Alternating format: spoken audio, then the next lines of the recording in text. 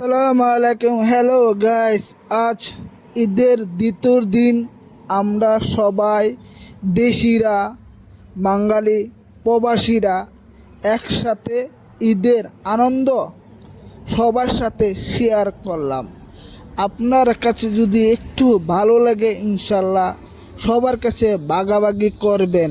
আমরা প্রবাসীরা সবাই সাথে মিলে চলি, ভাই বন্ধু কেউকে দেখি না, তারপরে এই দেশে আসলে বন্ধুকে দেখার জন্য কত হাহাকার করে। দেখুন আজ বন্ধুদের সাথে কত আনন্দ করলাম। রাতের 12টা-1টা মতো 2-3 ঘন্টা একসাথে বসে দেশের কথা ভুলে গেলাম, বাবা মার কথা ভুলে গিয়ে বন্ধুদের সাথে কিভাবে আনন্দ করতে হয় তাই দেখুন।